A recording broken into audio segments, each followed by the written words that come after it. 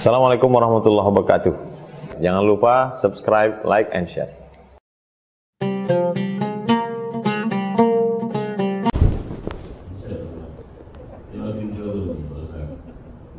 Ustaz mohon arahannya. Pernikahan virtual di tengah pandemi COVID bagaimana?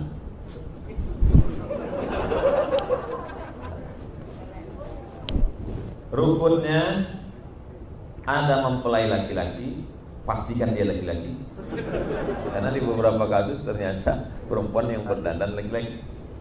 Laki-laki ada, sedangkan perempuan nggak ada, nggak apa-apa. Yang penting ada walinya.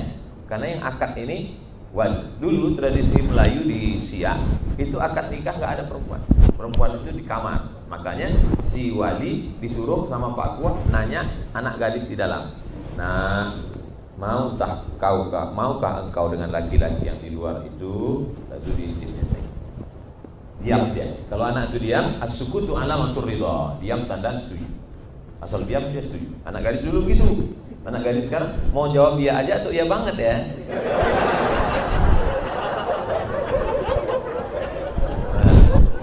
Ada wali, ada mempelai laki-laki, ada wali dari perempuan, ada dua orang saksi. La nikaha illa biwaliyin wa syahidain adlin. Tidak sah nikah kalau tidak ada wali dan dua orang saksi. Ada mahar, ada ijab, ada qabul. Pulang. Usahakan nama mempelai laki-laki itu dengan nama saksi itu jangan mirip-mirip. Karena biasa kadang grogi si wali itu kan grogi. Karena pernah kasus kebetulan nama mempelai itu pakai Abdul. Saya jadi saksi. Dipanggilnya, "Hai Abdul Somad." Hampir saya jawab iya. Ini pelajaran. Jadi nampaknya simpel tapi teknisnya itu berbahaya. Jadi hai Fulan bin Fulan. Ya Pak. Itu untuk menunjukkan bahwa dia sadar. Karena kadang nervous atau apa enggak sadar. Hai Fulan bin Fulan. Ya Pak. Aku nikahkan engkau dengan anakku dengan mahar sebentuk cincin emas tunai. Aku terima nikah anak bapak dengan mahar sebentuk cincin emas tunai. Sah. Usahakan yang terlalu panjang. Dengan mahar 33 gram, 85 dan nah, sebagian mazhab mensyaratkan mesti ittihadul majlis. Makna ittihadul majlis, satu majlis, satu tempat. Semuanya itu mesti dalam ittihadul majlis. Walinya di situ, saksinya di situ, mempelai laki-lakinya di situ, ittihadul majlis. Ini syarat yang terketat. Jadi nanti kalau ada ustaz mengatakan nikah online, nikah virtual enggak sah karena tidak ittihadul majlis, tak satu majlis. Sedangkan mazhab yang lebih longgar mengatakan boleh kalau tidak ada unsur tipu. Maksudnya tidak ada unsur tipu. Misalnya calon mantunya itu sedang di Al-Azhar Mesir Kairo. Judul pernikahannya Ketika Cinta Bertasbih. Menggunakan aplikasi Zoom. Walinya di sini. Walinya di sini. Lalu ditanyanya calon mantunya yang di Kairo. Oke lah ya. Wahai Fulan bin Fulan. Karena pakai Zoom tentu ada beberapa detik kosong. Iya, signal rusak. Ulang lagi. Iya Bapak. Iya. Aku nikahkan engkau dengan anakku dengan mahar sebentuk cincin emas tunai. Aku terima nikah anak bapak dengan mahar sebentuk tunai. Kata saksi dua orang, sah. Maka sahlah itu. Jadi nikah dengan virtual, dengan online, kalau dapat dipastikan memang dialah orangnya, tidak ada unsur tipu dan dikirim pula di sana yang memastikan, maka itu hukumnya sah. Saya sebutkan dua fatwa. Fatwa pertama yang sangat ketat syarat ittihadul majlis. Fatwa kedua sah. Ustaz pilih yang mana? Saya pakai fatwa yang kedua. Kalau selamat dari tipu, maka saya memilih kedua, sah dengan syarat dan ketentuan berlaku. Berarti sah ya? Kalau Ustaz sepertinya di luar negara. Insyaallah. Tak boleh memancing di air.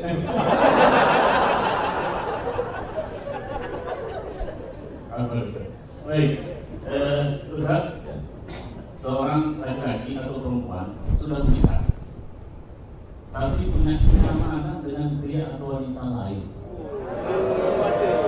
Bagaimana dalam pandangan Islam? Itu judul lagunya Kutunggu Janda. Atau ada yang lebih ekstrim lagi, Banana Ampek dan Nanti Juga. Oleh sebab itu maka perselingkuhan itu dua. Ada namanya perselingkuhan fisik, ada namanya perselingkuhan non fisik. Yang dimaksud dengan perselingkuhan fisik dengan fisiknya dia berhubungan dengan orang lain.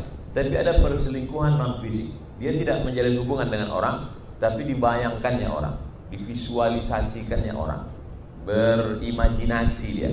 Maka dalam Islam kalau ada orang mengalami hal seperti itu, walladzina idza fa'alu fahishatan, ketika dia melakukan perbuatan itu dalam pikirannya, zakarullah, dia segera berzikir mengingat Allah, fastaghfirullah, langsung minta ampun.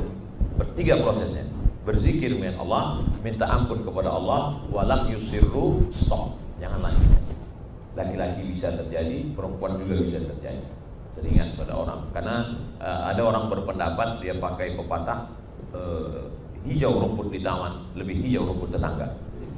Oleh sebab itu maka mesti berhati-hati betul dalam masalah ini. Semuanya berawal dari mata. La tattabi'u khutuwati syaitan. Jangan ikut langkah-langkah setan. Setan tidak pernah mengajak untuk berzina, tapi setan mengajak ikuti step-step, langkah-langkah. Berawal dari pandangan mata. Ada 6 langkah. Pertama, nasratun, pandangan. Setelah pandangan, fabtisamun, senyuman. Setelah senyuman, fakalamun, say hello. Pertama, pandangan. Setelah pandangan, senyuman. Alhamdulillah sekarang pakai masker. Tak tahu kita orang tak senyum atau tidak. Tiba-tiba keluar ada suara. Pertama, nasratun, pandangan. Yang kedua, fabtisamun, senyuman. Setelah itu, fakalamun, ngomong, hai, say hello. Setelah itu, famau'idun, janjian. Setelah janjian, faliqa'un, pertemuan. Kalau sudah begitu, maka terjadilah apa yang terjadi. Alhamdulillah. Oleh sebab itu, ini Islam sebetulnya menjaga ini supaya jangan sampai terjadi perselingkuhan, perzinahan, seks bebas, dan lain sebagainya. Maka kita sebagai seorang yang yakin bahwa segala perbuatan kita, bayangkan kalau perempuan itu adalah adik kita, keponakan kita. Saya selalu mengingatkan itu, karena itu metode yang diajarkan Nabi. Ya Rasulullah, izinkan aku berzina. Sahabat sudah nyambut pedang. Ini orang lancang sekali, pancung kepalanya. Jangan, kata. Bagaimana kalau orang berzina dengan adikmu? Bagaimana kalau orang berzina dengan kakak? Bagaimana kalau orang berzina dengan anakmu? Bagaimana kalau orang berzina dengan ibu? Iya. Jadi kita selalu mengaitkannya ke diri kita. Saya kebetulan adik perempuan tak ada, anak perempuan anak saya laki-laki, tapi saya punya keponakan perempuan menginjak usia remaja. Jadi saya selalu membayangkan bagaimana kalau orang melakukan sesuatu. Selalu saya doakan, hampir setiap sholat saya doakan, jaga anak keponakan keluarga. Jadi jangan sampai kita melihat perempuan itu sebagai objek. Perempuan adalah ibu kita, perempuan adalah adik kita, perempuan adalah kakak kita. Kalau begitulah orang cara pandang, kesempurnaan iman itu begitu. La yu'minu ahadukum, kamu tidak beriman hatta yuhibba li akhi, sampai kau sayang kepada saudaramu ma yuhibbu li nafsi, bagaimana kau sayang pada diri sendiri. Allah. Terakhir Ustaz, saya Ikhwan baru mulai kerja dengan penghasilan pas-pasan. Saya sudah ingin menikah, tapi kakak kandung tidak setuju dengan penghasilan finansial belum cukup. Samping itu mungkin karena beliau belum menikah, takut langkah itu. Bolehkah saya menikahkan bagi keluarga? Takut saya belum punya kalau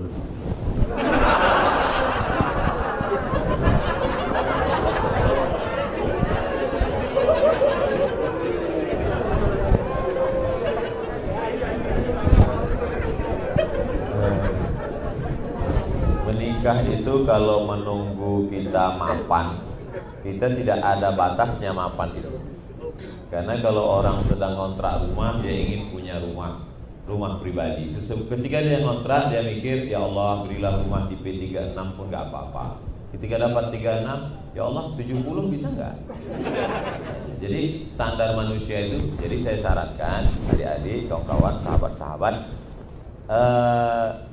tidak terlalu mapan, tapi cukup untuk memenuhi kebutuhan. 5 kewajiban laki-laki yang merupakan hak perempuan: makan, pakaian, tempat tinggal, pendidikan, perhatian. Karena kalau dituntut standar sempurna, carilah orang yang siap menerima dari nol, dekat di pom bensin. Jangan cari terlalu cantik, karena nanti dituduh orang kau pakai pelet. Jangan pula terlalu jelek, malu kau bawa di undangan. Yang sedang-sedang saja. Oleh sebab itu, siap dia, maka pinang, datang. Tak usah pacaran, langsung datang ke rumah orang tuanya. Tapi jangan datang sendiri, nanti diusirnya. Bawa orang yang kira-kira berpengaruh, bawa ustaz. Jangan bawa saya diterima nanti.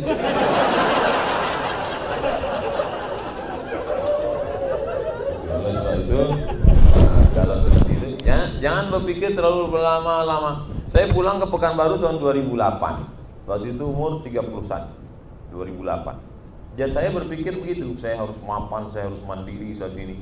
Akhirnya 2012 baru menikah. Kemudian anak lahir 2013. Jadi sekarang umur 43, anak baru kelas 1 SD. Sementara kawan-kawan saya itu hampir bercucu. Nah, itu. Jadi jangan terlalu berpikir, yang penting udah pekerjaan tetap ada penghasilan, lalu kemudian niat baik itu disegerakan. Demikian. Bagaimana kalau laki-laki menikah tanpa izin keluarga? Laki-laki itu nggak punya wali. Yang perlu pakai wali itu perempuan. Tapi jangan sampai gara-gara mendengar pengajian ini pulang ke rumah, kemudian ngomong, ayah, ibu semua, aku mau nikah tapi kalian izin nggak penting lah. Gitu. Ini yang saya katakan bahwa kita ini kan hidup itu tidak selamanya hukum. Hukum itu halal, haram, makruh, mubah, syarat, rukun, wajib, sunnah. Hidup ini tidak selamanya hukum, tapi ada akhlak di sana. Jadi orang kalau cuma ngaji hukum hatinya keras, di sana ada akhlak. Ayah, ma, abang, adik, aku mau nikah dengan dia. Aku tak setuju sama dia. Jangan kau nikah sama orang Jawa. Jatuh kali derajat kita. Kita kan orang Jawa, jangan nikah sama orang Batak. Masa dari emas langsung jadi tulang? Pahamkan dia, ayah, ibu, kita ini tinggal di negara Kesatuan Republik Indonesia. Apa bapak ibu tidak lihat itu burung Garuda besar? Apa yang tertulis di tangannya? Bhinneka Tunggal Ika. Yakinkan dia. Lalu kemudian terkait dengan, oh iya ini tapi abangmu belum menikah. Jodoh itu di kuasa Allah Ta'ala. Kalau sampai meyakini adik nikah, kakak belum nikah nanti tertunda, maka itu rusak akidah kita. Aku nggak percaya, kok bisa kultum sekarang? Nah, panggil Ustaz Susno, meyakinkan bapak itu. Kalau dengan Ustaz Susno tak yakin juga ya, panggil Ustaz Al-Nofina, suruh dia wakaf Ustaz. Jadi maksud saya dimusyawarahkan. Jadi tidak selamanya hukum. Ibu bekerja, ibu punya gaji. Bapak di rumah bekerja juga punya gaji. Bedanya apa? Dalam gaji bapak ada hak ibu, yaitu nafkah. Tapi dalam gaji ibu enggak ada hak bapak. Setuju?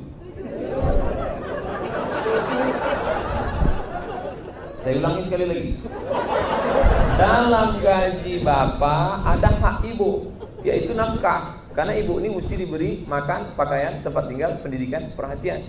Tapi dalam gaji ibu tak ada hak bapak. Tapi karena ibu ini cinta mati ke bapak, maka kemudian dia berikan, abang, ini gajiku, ini surat mobilku, ini surat tanah. Jangankan ini, hatiku, jiwaku kuberikan, ambil semuanya. Cuman sayangnya ini kan cuma ada di sinetron-sinetron.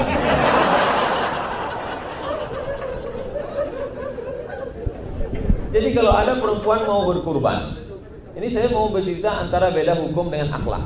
Kalau ada perempuan mau berkurban, Ustaz, saya mau berkurban, uangnya uang saya, gaji saya, kos-kosannya punya saya, warisan dari bapak saya. Apakah perlu saya izin kepada suami saya? Suami mesti tahu itu punya dia. Tapi juga istri mesti menghormati suami, karena dia kepala rumah tangga. Jadi jangan nyetor sendiri, tiba-tiba diumumkan di masjid, sapi kurban nomor 1, ibu pulang. Kata si suami, istri kok nggak ngasih tahu? Pulang bapak ke rumah, kok ternyata kurban? Terserahlah, bohong aku. Apa yang saya tanya? Si bapak juga mesti paham ketika ibu nanya misalnya, Mas, aku mau kurban. Maka bapak tinggal ngangguk aja. Karena sebetulnya dia kurban itu bukan dia minta izin, tapi itu adalah adab dia. Jadi ngerti juga. Nah, ini kadang laki-laki, Mas aku buat, jangan. Padahal kan duit dia. Nah, itulah pentingnya belajar fikih dan belajar akhlak. Fikih itu penting, tapi akhlak juga penting. Orang kalau cuma belajar fikih, hukum aja, seumur hidup dia tidak akan berzakat. Karena zakat itu baru wajib ketika sampai ambang batas 55 gram emas. 85 gram emas kali 500 ribu, 42.500. 42.500 baru kena zakat. Kalau dia cuma fikih, seumur hidup dia nggak berzakat. Begitu dia lihat tabungannya 42 juta, udah hampir beli tanah. Dia pasang detektor. Pokoknya kalau udah mau sampai dekat berbunyi, beli mobil.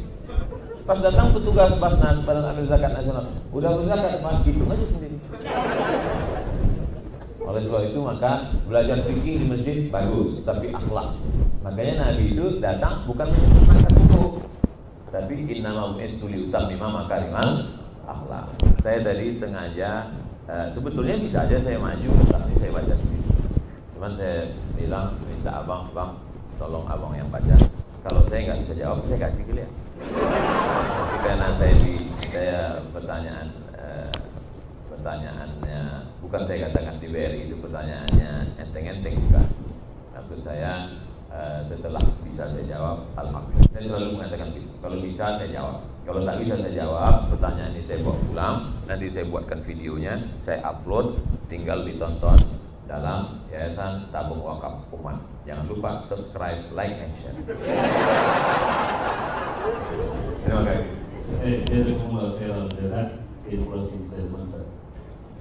Hidup singkat, tapi resikonya lama. Hidup ini singkat, tapi resikonya lama. Oleh sebab itu berpikir segalanya yang kita putuskan kita pikir bahwa hidup ini singkat, tapi resiko yang akan kita terima lama. Itu aja. Mohon izin berdoa, saya minta kepada Ustaz doa semua ayat. Astagfirullahaladzim, astagfirullahaladzim, astagfirullahaladzim. Allahumma inna nas'aluka salamatan fiddin, selamatkan kami dalam agama, jangan sampai kami masuk terusak akidah kami ya Allah. Wa afiatan fil jasad, sehatkan badan kami supaya kami bisa bekerja, mencari nafkah yang halal, bisa kami berwakaf, berzakat, berinfak, bersedekah. Wa ziyadatan fil ilmi, tambahkan ilmu kami supaya amal kami benar menurut tuntunan Quran dan Sunnah. Wa barakatan fil rizqi, berkahi rezeki kami supaya anak-anak kami jadi penghafal Quran, supaya mereka tidak makan haram. Wa taubatan qabla al-maut, berikan kami taubat sebelum mati karena dosa kami banyak. Wa rahmatan ilal maut, berikan kami rahmat ketika mati karena kematian itu amat sangat menyakitkan. Wa maghfiratan ba'dal maut, ampunkan kami setelah mati karena setelah mati kami tak bisa berharap pada apa. Allahumma hawwin 'alaina fi sakaratil maut, ringankan kami waktu sakaratul maut, karena maut mati itu seperti kambing yang dikuliti hidup-hidup, seperti tebasan pedang di tempat yang sama berat sekali.